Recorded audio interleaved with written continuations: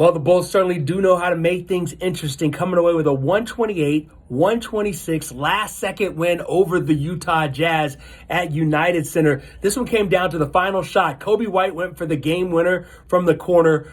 Loose ball, offensive rebound, saved by Isaac Okoro to Tre Jones, who had to kind of keep his balance on the sideline before finding Nikola Vucevic for the most important two of his season-high 35 points down low to guarantee a Bulls win in a game that had 26 lead changes, 17 ties, and VOOCH really was the story in this game. The 35 points, doing all kinds of damage in the paint, 14 of 22 from the field. He also had 7 rebounds and 5 assists. But Tre Jones coming up after a career-high 34 against the Rockets with the biggest pass of the night to find VOOCH for the game winner. They overcome a ridiculous night by Bryce Sensabaugh, who had a career-high 43 points, including 21 points in the first quarter. He came off the bench. That's the most points, those 21 points in the first quarter, in a single quarter by any NBA player in the last 30 seasons.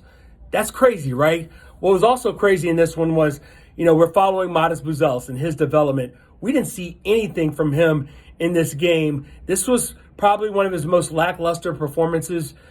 He only played 18 minutes and 34 seconds. He only had 7 points. Also uneasy, Kobe White can't seem to get into a rhythm. I mentioned the shot he tried to hit for the game winner. In this game, White, 2 of 7 from the field, just 6 points. He did have 7 assists and 7 rebounds, so he was a contributor. Big off the bench was Ayo Dosunmu. All 5 Bulls players who played off the bench got to double figures, 7 total players in double figures. Ayo led the way with 15 points. Jalen Smith with a dozen. Kevin Huerter had 10 points. Patrick Williams, one of his strongest performances, with 13 points as well. Bulls really just trying to grind through it. Remember, 12 games in 20 days. This was a big one. They get a win over the Jazz.